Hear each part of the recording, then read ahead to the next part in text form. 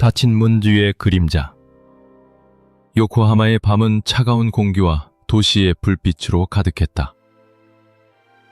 첸 바오라는 중국에서 온 유학생으로 낮에는 건축학 강의를 듣고 밤에는 작은 이자카야에서 아르바이트를 하며 숨가쁘게 하루를 보냈다. 그녀의 삶은 평범하고 소박했지만 낯선 시선이 그녀를 따라다니기 시작하면서부터 모든 것이 변했다. 처음에는 그저 스쳐 지나가는 시선이라 생각했다.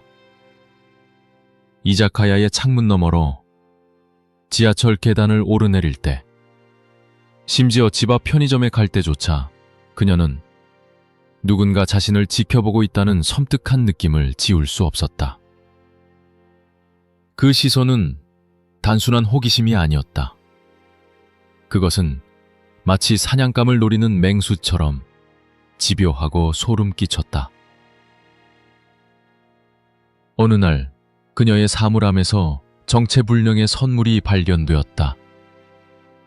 값비싼 브랜드의 목걸이와 함께 "당신의 눈동자는 별을 담고 있군요" 라는 짧은 쪽지가 들어있었다. 글씨체는 깨끗했지만 왠지 모르게 불길한 기운이 느껴졌다. 바오라는 겁에 질려 목걸이를 쓰레기통에 버렸다. 그 후로 이상한 일들이 계속해서 일어났다. 바오란이 수업을 마치고 나올 때마다 그녀의 책상 위에는 항상 커피 한 잔이 놓여 있었다. 그녀가 가장 좋아하는 종류의 커피였다. 그녀는 주위를 둘러보았지만 아무도 없었다. 공포는 그녀의 심장을 짓눌렀다. 그러던 중 한 남자가 그녀의 삶에 불쑥 들어왔다.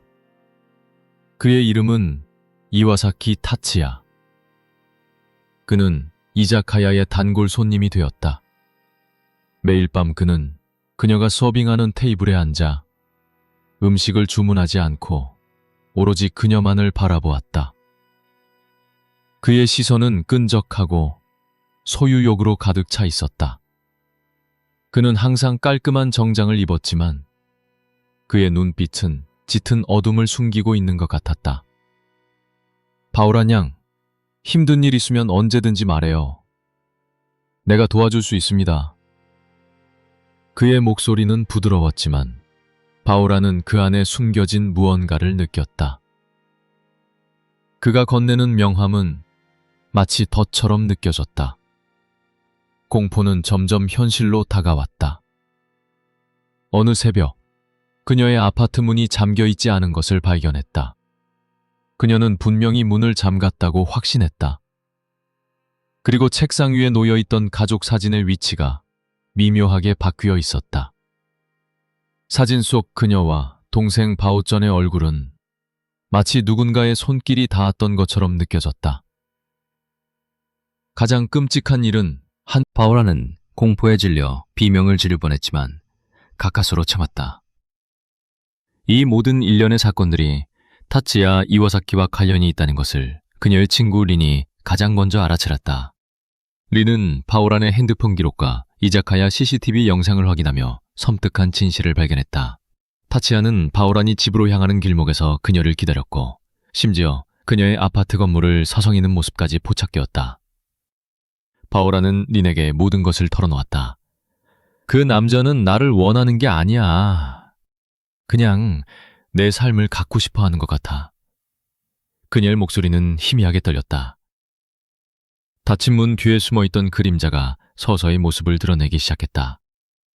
그리고 그 그림자가 뒤운 어둠 속에서 두 자매의 평화롭고 소박했던 삶은 조금씩 무너져 내리고 있었다.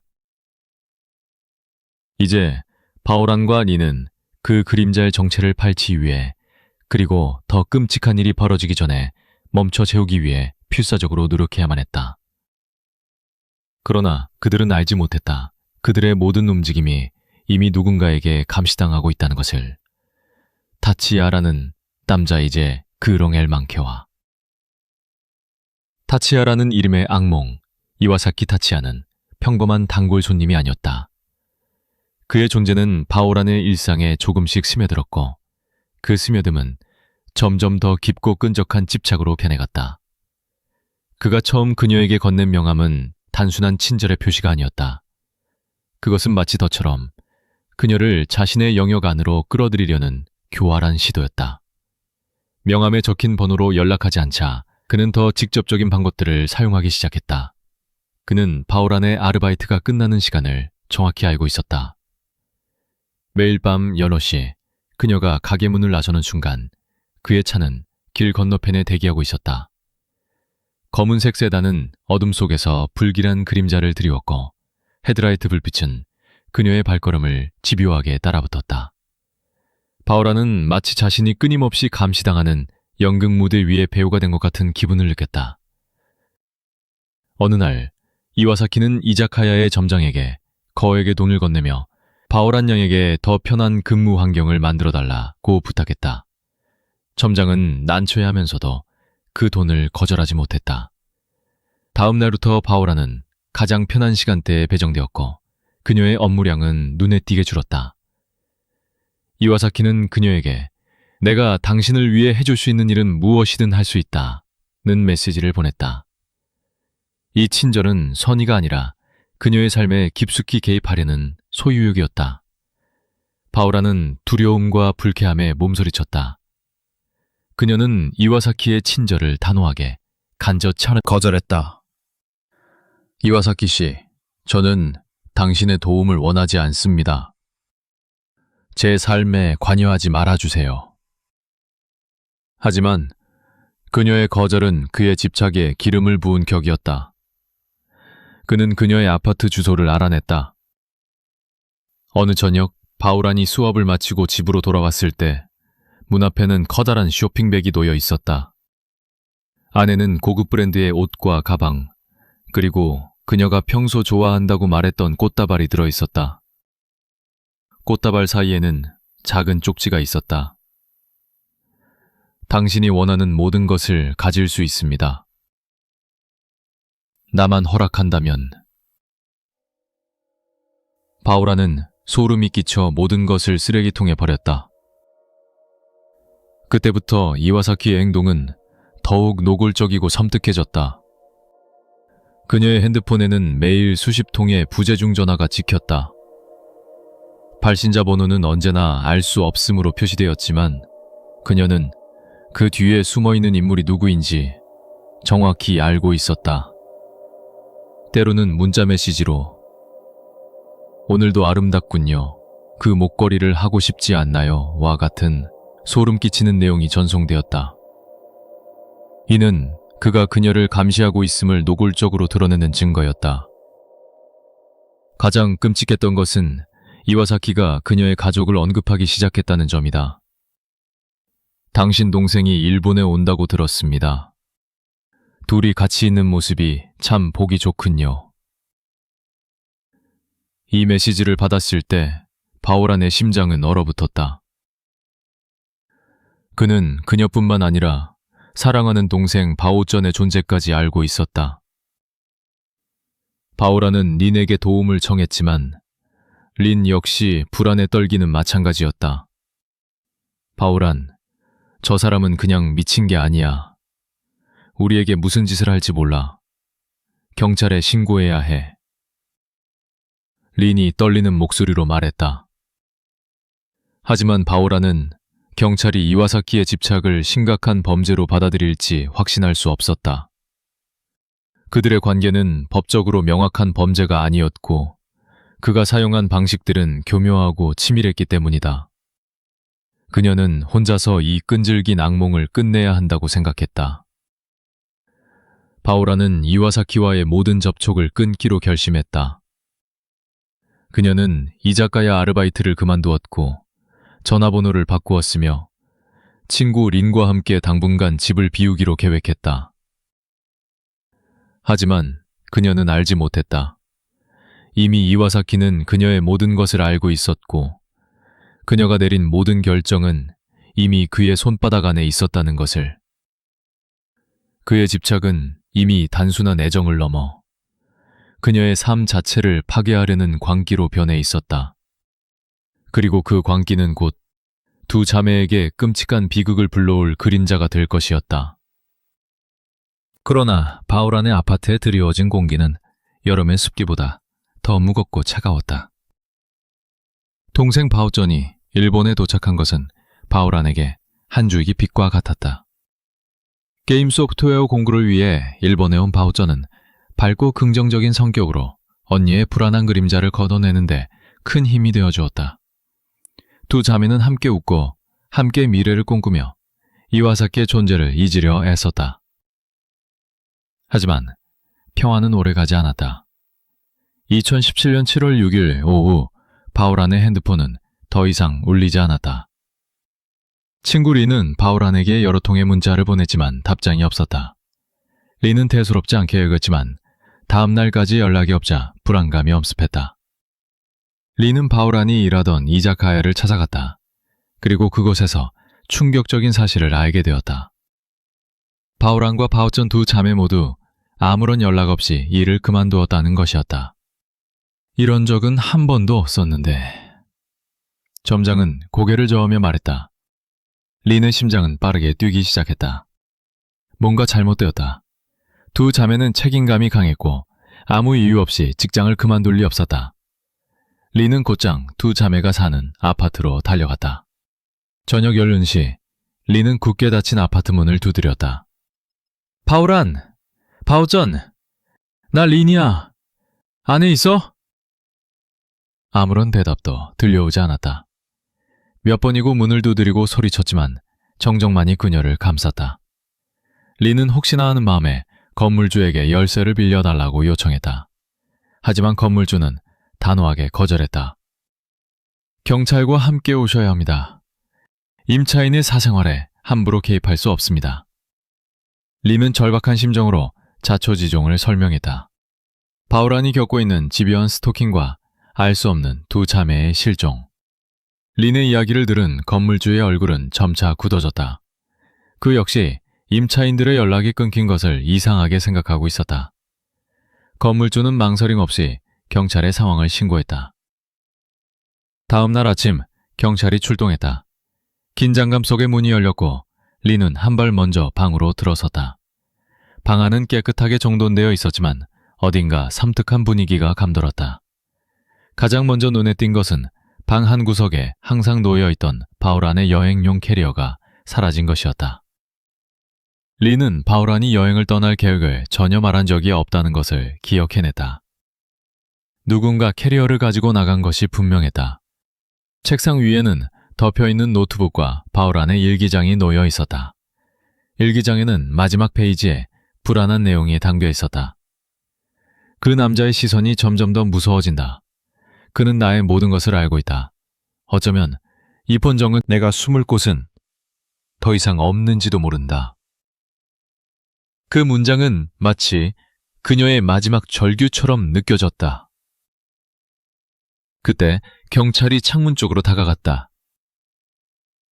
창문 가장자리에 미세한 흠집이 발견되었다. 누군가 외부에서 창문을 열려고 시도한 흔적이었다. 그리고 바닥에는 희미한 흙자국이 남아있었다. 린은 소름이 돋았다. 누군가 밤중에 몰래 침입하여 두 자매를 납치했을지도 모른다는 끔찍한 가능성이 그녀의 머릿속을 맴돌았다. 그 순간 린은 지난밤 그녀가 문을 두드렸을 때 혹시라도 두 자매가 방 안에 있었는데도 대답하지 못했을 수도 있다는 생각에 소름이 끼쳤다. 그들은 이미 누군가에게 제압당한 채 도움을 청할 수도 없는 상태에 놓여 있었을지도 모른다. 두 자매의 실종은 단순한 가출이 아닌 더 크고 어두운 사건의 시작을 알리는 신호탄이었다. 그리고 그 모든 상황의 중심에는 그들을 집요하게 쫓아다니던 이와사키 타치야가 있었다. 카메라 속의 그림자 경찰은 린의 제보를 바탕으로 아파트 건물의 CCTV 영상을 확보했다. 영상이 재생되자 모두의 시선은 한순간도 놓치지 않고 화면에 집중했다. 새벽 1시 5분, 영상은 섬뜩한 침묵 속에서 시작되었다. 화면 속에는 한 남자가 등장했다. 검은색 모자를 깊게 눌러쓰고 얼굴은 흰색 마스크로 가린 채였다. 그는 조심스럽게 복도를 걸어와 바우란의 아파트 문 앞에 멈춰 섰다. 그의 행동은 마치 자신의 집을 찾아온 것처럼 익숙하고 자연스러웠다.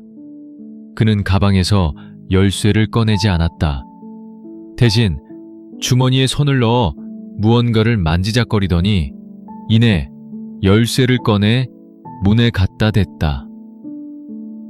문이 조용히 열리고 그는 안으로 사라졌다. 그의 손에는 아무것도 들려있지 않았다. 그의 침입은 강제적인 것이 아니었다. 바우란이 그에게 문을 열어준 것이 아니라면 그는 분명히 열쇠를 가지고 있었다. 경찰은 이 사실에 주목했다. 그는 단순한 침입자가 아니라 두 자매에게 익숙한 인물일 가능성이 높았다. 그 후 남자는 여러 차례 아파트를 드나들었다. 그의 발걸음은 점점 더 분주해졌고 그의 손에는 무언가 들려 있었다. 첫 번째로 나온 그는 손에 검은 비닐봉투를 들고 있었다. 비닐봉투는 축 늘어져 있었고 마치 무거운 것을 담은 것처럼 보였다. 그는 주위를 두리번거리며 복도 끝에 있는 쓰레기통에 봉투를 버리고 돌아왔다. 길어서 그가 복도를 걸을 때 한쪽 끝이 바닥에 끌렸다. 그는 순간적으로 멈춰서서 밧줄을 황급히 주워 올려 품에 숨겼다. 그의 행동은 명백히 무언가를 숨기려는 것이었다. 새벽 5시. 또 다른 인물이 CCTV에 포착되었다. 바우란의 동생 바우전이었다. 그녀는 피곤한 기색으로 아파트 복도에 들어섰다. 바우전이 문을 열고 들어가는 순간 안에서 누군가가 그녀를 맞이하는 듯 문이 순식간에 닫혔다. 이 장면은 너무나 짧고 모호해서 문을 열어준 사람이 누구인지 또는 바우전이 문을 열고 들어간 후 무슨 일이 벌어졌는지 알 수 없었다. 하지만 모두는 그 순간이 두 자매의 운명을 가른 마지막 순간이었음을 직감했다. 그로부터 얼마 지나지 않아 모자를 쓴 남자가 다시 문을 열고 조심스럽게 밖을 살폈다. 그의 시선은 좌우를 오가며 아무도 없는지 확인했다. 그의 행동은 마치 범죄 현장을 떠나기 전 마지막으로 증거를 확인하는 범인의 모습과 같았다. 이 장면을 보던 리는 경악했다. 그는 이와사키였다. 마스크와 모자를 벗은 그의 얼굴은 CCTV 화면에 선명하게 드러났다. 리는 소리를 지르며 말했다. 저 사람이에요. 저 사람이 바로 이와사키 타치야예요. 영상은 7월 7일 새벽까지 이어졌다. 이와사키는 다시 아파트로 돌아와 여러 개의 쓰레기 봉투를 들고 나왔다. 그는 그 봉투들을 분리수거함에 버렸다. 그리고 마지막으로 그는 바오란의 방에서 사라졌던 여행용 캐리어를 끌고 나왔다. 캐리어는 몹시 무거운 듯 이와사키는 힘겹게 그것을 끌고 복도를 빠져나갔다. 그의 뒤로 사라지는 캐리어는 두 자매의 모든 것을 집어삼킨 듯 묵직하고 차갑게 느껴졌다. 카메라 속에서 벌어진 모든 일은 섬뜩한 진실을 증언하고 있었다. 이와사키 타치야가 두 자매의 아파트에 침입했고 무언가를 숨기려 했으며 두 자매가 마지막으로 목격된 순간에 그곳에 있었다. 그리고 그들의 모든 흔적은 그가 끌고 나간 캐리어 안에 담겨 있었다. CCTV 화면은 단순한 기록이 아니었다. 그것은 마치 이와사키라는 악마가 벌인 잔혹한 연극의 모든 순간을 담고 있는 공포의 필름이었다. 이제 남은 것은 그 필름의 결말을 찾아내는 것뿐이었다. 그리고 그 결말은 가장 끔찍한 방식으로 드러나게 될 것이었다. 텅결 린의 고백, 그리고 숨겨진 진실. 깨달았다. 그녀의 증언은 두 자매의 운명을 결정짓는 유일한 열쇠가 될지도 몰랐다. 이와사키는 평범한 사람이 아니었어요. 린은 마른 목소리로 말문을 열었다. 그녀의 목소리는 처음에는 떨렸지만 점차 확신에 찬 어조로 바뀌어갔다. 그는 처음부터 바오란에게 집착했어요. 단순히 좋아하는 감정이 아니었어요. 소유하려고 했어요. 바오란의 모든 것을요. 린은 이와사키가 바오란에게 보냈던 값비싼 선물들과 거액의 돈을 지원하려 했던 사실을 상세히 진술했다. 그녀는 그 돈이 단순한 도움이 아니라 바오란의 영혼을 사려는 덫이었다고 강조했다. 린은 이와사키의 집착이 점점 더 비정상적으로 변해가는 과정을 생생하게 묘사했다. 밤늦게까지 바오란을 기다리며 그녀를 미행했던 일. 바오란의 핸드폰에 알 수 없는 번호로 숨소리만 들려주던 소름 끼치는 전화들. 그리고 바오란의 아파트에 몰래 침입하여 가족 사진의 위치를 바꾸는 등 기괴한 행동들까지. 바오란은 두려움에 떨었어요. 하지만 경찰에 신고하는 것을 망설였어요. 이와사키의 행동이 법적으로 명확한 범죄가 아니라고 생각했거든요. 그리고 그는 너무나 교활했어요. 린은 숨을 몰아쉬며 말을 이었다. 그는 바오란이 가장 약해졌을 때를 노렸어요. 바오전이 일본에 온 후 바오란은 동생 합비를 걱정하며 힘들어했어요. 이와사키는 그때를 놓치지 않고 거액의 돈을 내밀었어요. 마치 나의 돈을 받아들이면 당신은 나의 사람이 되는 거야 라고 말하는 것 같았죠. 린의 증언은 단순한 목격담을 넘어 이와사키의 심리적이고 감정적인 폭력을 파헤치는 중요한 열쇠가 되었다. 그녀는 바오란이 이와사키의 도움을 단호하게 거절했던 마지막 순간을 생생하게 기억해냈다. 바오란은 이와사키의 집착에 질려 그와의 모든 접촉을 끊기 위해 아르바이트를 그만두고 전화번호를 바꿀 계획이었다. 며칠 전 바오란이 일하던 식당에서 그 둘이 심하게 다투는 걸 봤어요.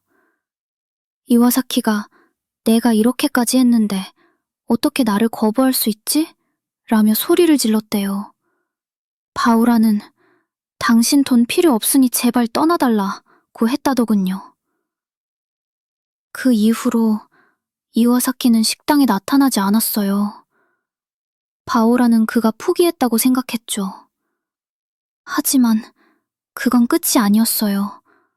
복수를 계획하고 있었던 거예요. 린은 이와사키가 바오란을 향한 증오와 분노가 극에 달했을 때 그녀를 납치하고 살해할 계획을 세웠을 가능성이 높다고 추측했다. 두 자매의 실종이 가는 것을 확신했다.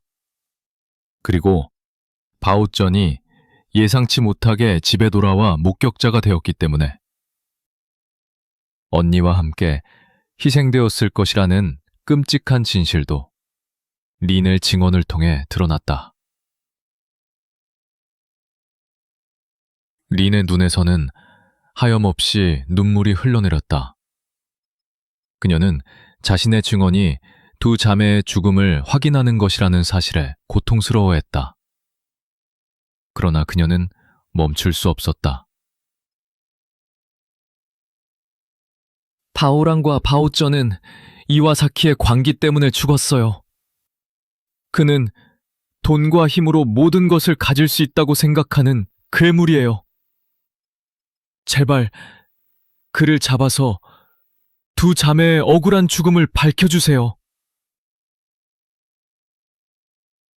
린의 증언은 경찰 수사에 결정적인 방향을 제시했다.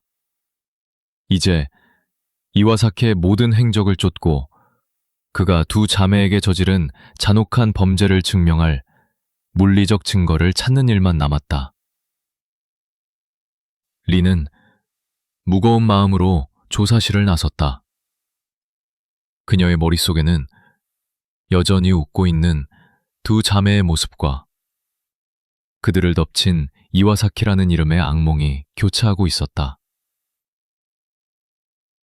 죽음이 숨쉬는 숲속, 이와사키, 타치야의 차에 설치된 GPS 기록은 경찰을 요코하마에서 1시간 남짓 떨어진 하타노시의 외딴 숲으로 이끌었다. 울창한 나무들이 하늘을 가리고 있어 한낮에도 어두컴컴한 그곳은 마치 세상과 단절된 듯한 분위기를 풍겼다. 경찰 수색팀은 헬기까지 동원해 수색망을 좁혀나갔다. 린의 증언과 CCTV 영상이 가리킨 용의자의 마지막 행적을 따라가면서 모두의 심장에는 불길한 예감이 또아리를 틀었다. 수색이 시작된 지 꼬박 이틀이 지났다. 희망이 점점 사라지고 절망만이 남을 무렵 수색견 한 마리가 숲의 가장 깊은 곳, 인적이 드문 협곡에서 짖기 시작했다. 경찰은 즉시 그곳으로 향했다. 낙엽과 흙더미가 뒤섞인 비탈길 아래 넝쿨에 뒤덮인 채 버려진 무언가가 보였다. 그것은 바로 바오란의 여행용 캐리어였다. 형사들은 굳은 표정으로 캐리어에 다가갔다. 낡고 긁힌 자국들이 가득한 캐리어는 이와사키가 얼마나 거칠게 그것을 끌고 왔는지 짐작하게 했다. 캐리어의 잠금 장치는 억지로 부수려 한 흔적이 역력했다. 형사들은 조심스럽게 캐리어를 열었다. 캐리어가 열리는 순간 숲의 신선한 공기는 순식간에 악취로 변했다. 마치 수백 년 동안 갇혀있던 죽음의 공기가 터져나온 듯 온몸에 시퍼런 멍자국이 선명했다. 마치 격렬한 저항 끝에 폭행당한 흔적 같았다. 동생인 바우쩌는 옷을 그대로 입고 있었지만 그녀의 얼굴과 목에도 마찬가지로 폭행의 흔적이 남아 있었다. 밧줄로 목이 졸린 자국이 뚜렷하게 보였다. 두 자매의 몸은 기이한 자세로 구겨져 있었고 캐리어의 좁은 공간에 억지로 쑤셔 넣어졌다. 그들이 스스로 캐리어 안으로 들어갔다는 이와사키의 진술은 명백한 거짓말이었다. 경찰은 현장을 정밀하게 조사하기 시작했다. 캐리어 바닥에는 희미한 흙자국과 함께 핏자국이 묻어 있었다. 시체 주변의 나뭇가지와 흙더미를 치우자 밧줄 조각과 함께 두 자매의 머리카락이 발견되었다. 이와사키가 CCTV에서 황급히 숨겼던 바로 그 밧줄이었다. 법의학 전문가들은 두 자매의 사인을 교살에 의한 질식사로 추정했다. 이는 린의 추측을 뒷받침하는 결정적인 증거였다. 바오라는 먼저 살해당했고 예상치 못하게 집에 돌아온 바오쩌는 목격자가 되었기 때문에 이와사키의 손에 무참히 살해당한 것이었다. 현장 감식반은 캐리어와 시신에서 끈끈이 테이프 조각을 발견했다. 그 테이프 조각들은 두 자매의 입과 손목을 묶었던 것으로 보였다. 더욱 중요한 것은 그 테이프 조각들의 지문이 남아 있었다는 것이다. 그것은 범인의 지문이었다. 이와사키는 두 자매의 실종 사건이 언론에 보도되자마자 자신의 행적이 드러날 것을 예상하고 차를 몰아 시체를 유기했다. 그는 숲의 깊숙한 곳에 캐리어를 버리면 아무도 찾지 못할 것이라 생각했을 것이다. 하지만 그의 잔혹한 행동은 결국 자신을 옥죄는 족쇄가 되어 돌아왔다. 끔찍한 진실이 드러난 후 경찰은 이와사키 타치야를 즉시 긴급 체포했다.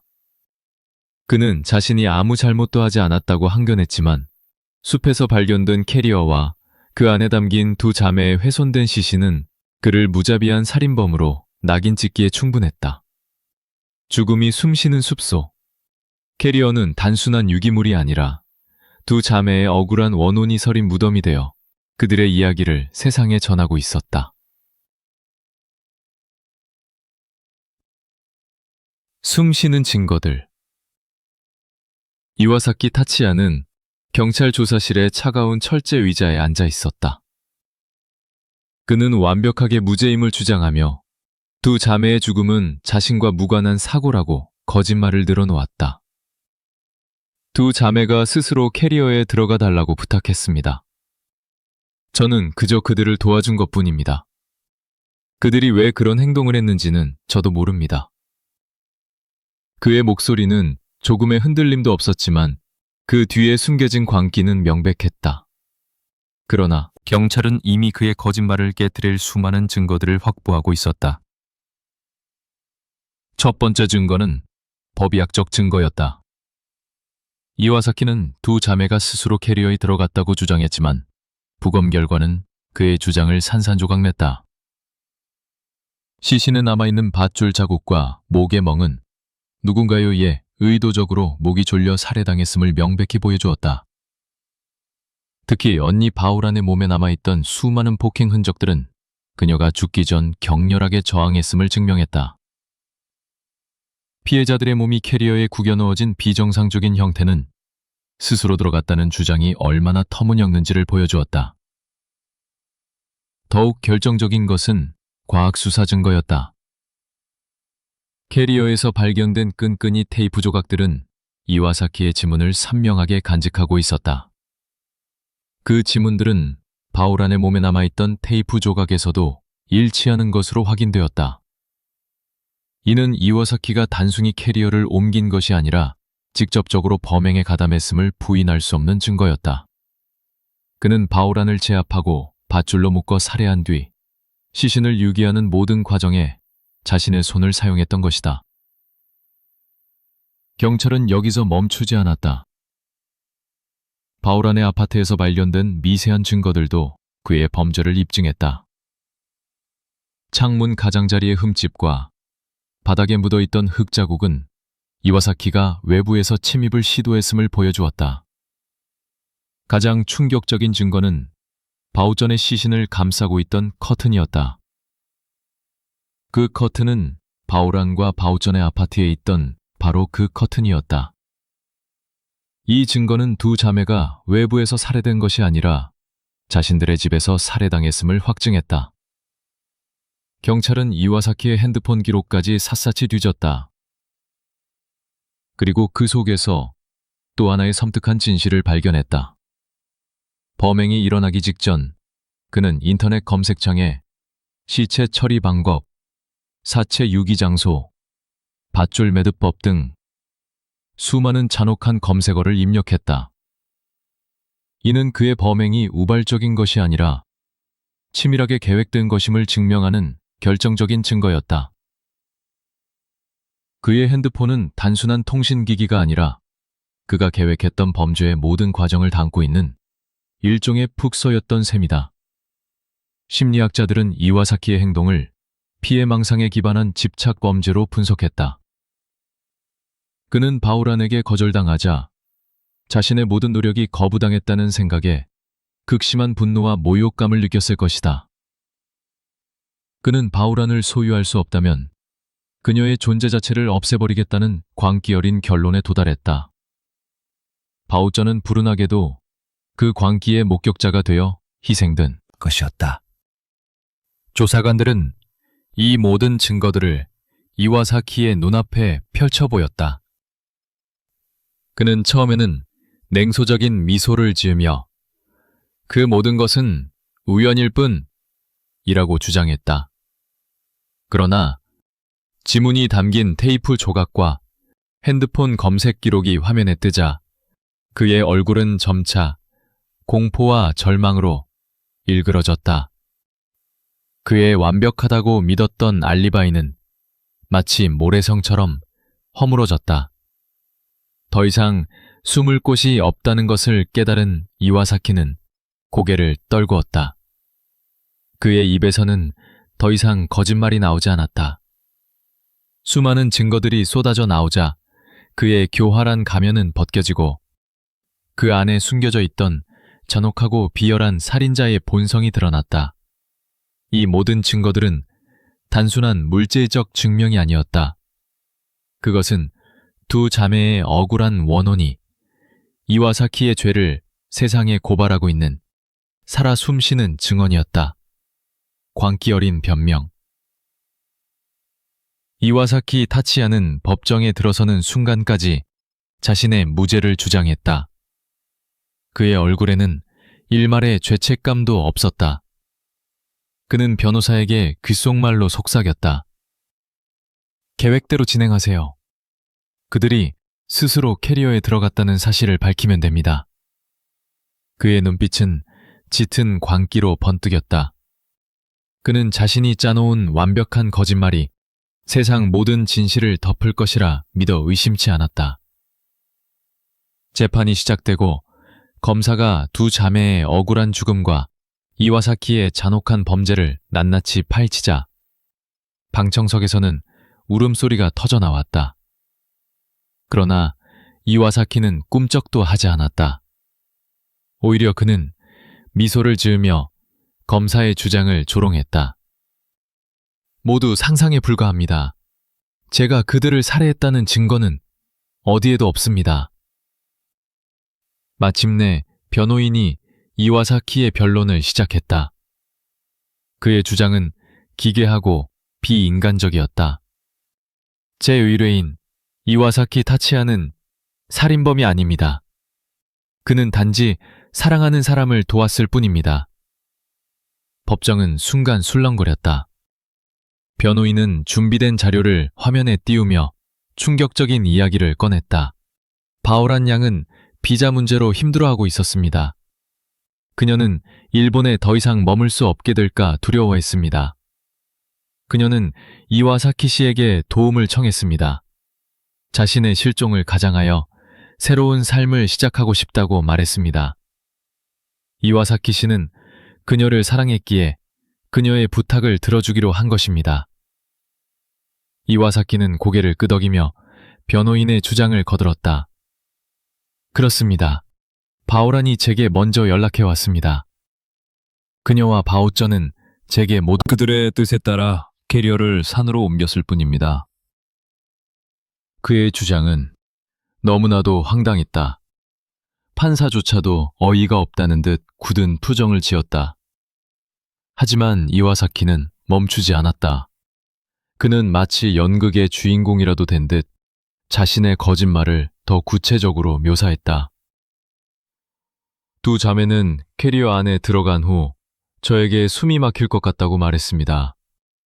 저는 그들이 장난치는 줄 알았습니다. 그저 조금만 더 참아, 이제 거의 다 왔어 라고 말해줬을 뿐입니다. 제가 그들을 죽였다는 것은 말도 안 됩니다. 그의 목소리는 점점 더 커지고 변호인은 이를 막지 않았다. 저는 그들이 원하는 대로 그들을 사라지게 해줬을 뿐입니다. 제가 무슨 죄가 있습니까? 그들은 저에게 감사를 표했습니다. 제가 살아가는 사람을 잃은 슬픔은 누가 알아줍니까? 그의 얼굴은 눈물로 범벅되었지만 그의 눈빛은 여전히 차갑고 비열했다. 하지만 검찰은 그의 광기 어린 변론을 단호하게 반박했다. 검사는 부검 결과를 담은 사진들을 화면에 띄웠다.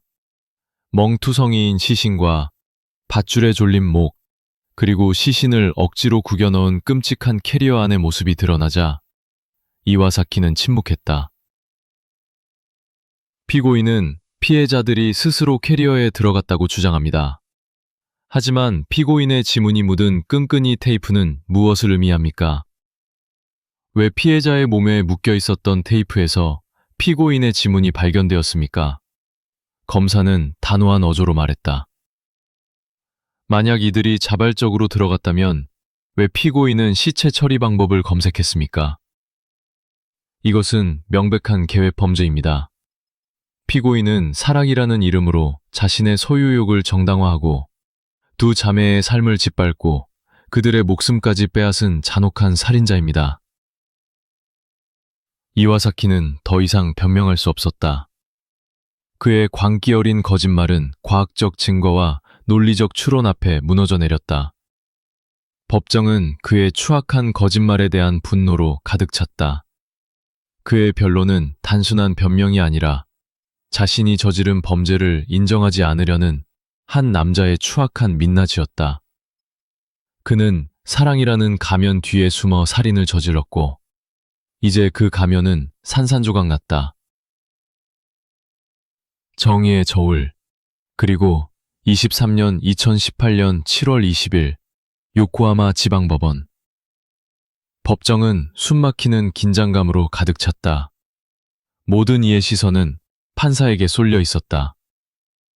두 자매의 부모님은 텅 빈 눈으로 선고를 기다리고 있었고, 리는 주먹을 꽉 쥔 채 불안에 떨고 있었다. 이와사키는 여전히 자신이 무죄라고 굳게 믿는 듯 오히려 당당한 태도를 보였다. 피고인 이와사키 타츠야는 피해자 2명의 목숨을 빼앗은 죄가 인정된다. 이 말에 방청 속에서는 옅은 탄식이 터져나왔다. 그러나 판사의 다음 말은 모두를 충격에 빠뜨렸다. 하지만 검찰이 제시한 증거만으로는 피고인이 사전에 치밀한 계획을 세워 살인을 저질렀다고 보기는 어렵다. 판사는 이와사키가 범행 직전 시체 처리 방법을 검색한 사실을 인정하면서도 이것이 즉시 살인 계획으로 이어졌다고 단정할 수는 없다고 판단했다. 두 자매의 시신에 남은 폭행 흔적은 우발적인 충동에 의한 범행 가능성을 시사한다는 것이었다.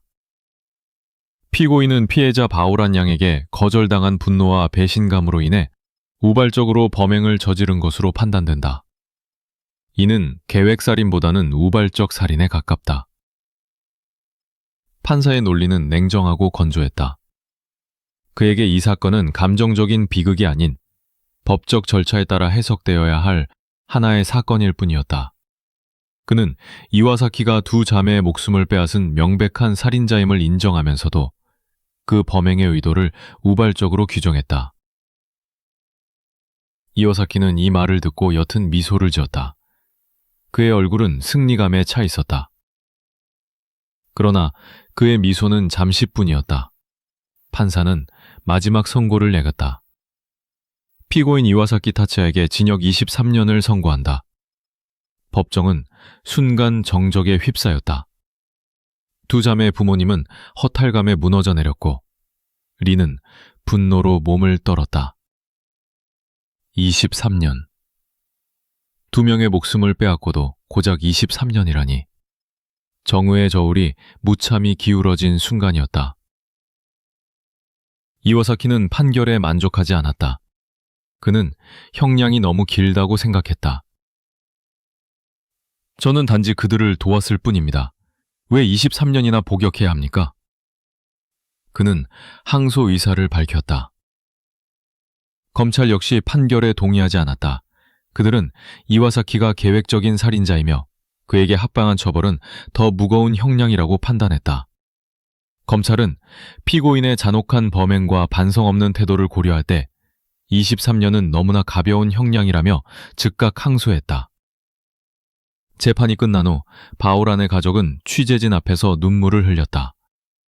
우리 딸들의 목숨이 고작 23년입니까?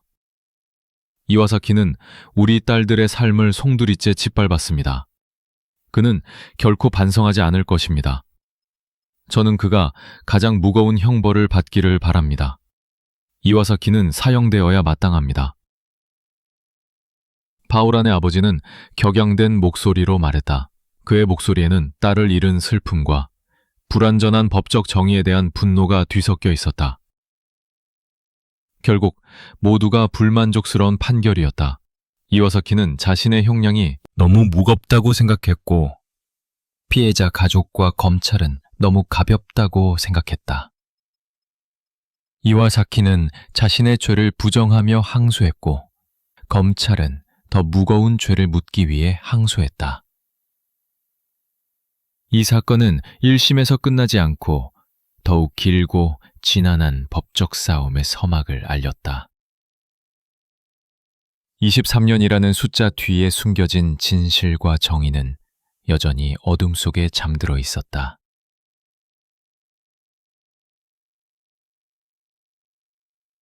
님은 영원 홍령.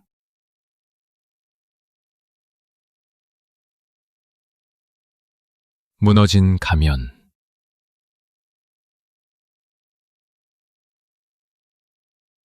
무너진 가면.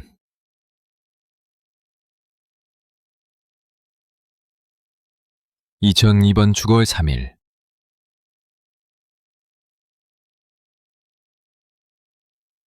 요코하마 지방법원. 재판은 다시 시작되었다. 이와사키는 여전히 자신의 결백을 주장하며 항소를 멈추지 않았지만 그의 얼굴에는 1심 때의 오만한 미소가 사라지고 불안과 초조함이 서려 있었다. 검찰은 1심에서의 실수를 반복하지 않았다. 그들은 이와사키의 범죄가 우발적인 것이 아니라 치밀하고 계획된 증오범죄였음을 증명하기 위해 새로운 증거들을 추가로 제출했다. 검찰은 이와사키가 범행 전 바오란의 일거수일투족을 감시하기 위해 그녀의 아파트 근처에 장기간 잠복했음을 증명하는 증거들을 제시했다. 이와사키가 사용했던 차량의 주차 기록, 주변 편의점 CCTV에 찍힌 그의 모습, 그리고 그가 바오란에게 보냈던 소름 끼치는 메시지들은 그의 집착이 얼마나 깊고 병적이었는지를 보여주었다. 이는 1심에서 우발적으로 치부되었던 그의 범행 동기를 사전 계획으로 뒤바꾸는 결정적인 역할을 했다. 또한 이와사키가 바오란의 친구들에게 그녀와 연락을 끊도록 유도하는 메시지를 보냈던 정황도 포착되었다. 이는 그가 범행 후 두 자매의 실종을 마치 단순한 연락 두절인 것처럼 보이게 하려 했던 치밀한 계획의 일부였다. 2022년 4월 19일 도쿄 고등법원에서 최종 판결이 내려졌다. 법정은 조용했고 모두의 시선은 판사에게 고정되었다. 판사는 1심의 판결이 부적절했음을 인정하며 피고인 이와사키 타치야는 피해자 바오란에게 거부당하자 증오심에 사로잡혀 두 자매를 살해하기로 마음먹었다. 이는 우발적인 범행이 아닌 계획적이고 잔혹한 살인에 해당한다. 고 판결의 이유를 밝혔다. 그리고 마침내 최종 선고가 내려졌다. 피고인 이와사키 타치야에게 종신형을 선고한다. 종신형. 그 단어가 법정에 울려 퍼지자 방청석에서는 안도의 한숨과 함께 옅은 울음소리가 터져나왔다. 영혼이 박탈된다는 것을 의미했다. 그는 자신이 만든 완벽한 거짓말이 결국 자신을 영원히 가두는 감옥이 되었음을 깨달았다. 그는 더 이상 항변하지 않았다. 그의 목소리는 완전히 사라졌다. 그는 더 이상 비열한 변명을 늘어놓는 배우가 아니었다. 그저 패배하고 굴복한 살인자일 뿐이었다. 이와사키는 감옥으로 향했다. 그의 이름은 두 자매의 억울한 죽음을 상징하는 영원한 족쇄가 되었다. 그는 햇빛이 들지 않는 차가운 감옥에서 그가 빼앗은 두 자매의 빛나던 삶을 끝없이 되새겨야 할 것이다. 이 사건은 한 남자의 광기 어린 집착이 얼마나 끔찍한 비극을 초래할 수 있는지를 세상에 알렸다. 사랑이라는 이름으로 포장된 소유욕과 증오는 두 자매의 삶을 앗아갔지만 결국 정의의 이름으로 심판받았다. 비록 두 자매는 돌아올 수 없지만 그들의 억울한 죽음은 마침내 정당한 심판을 받았고 그들의 영혼은 이제서야 진정한 안식을 찾을 수 있게 되었다.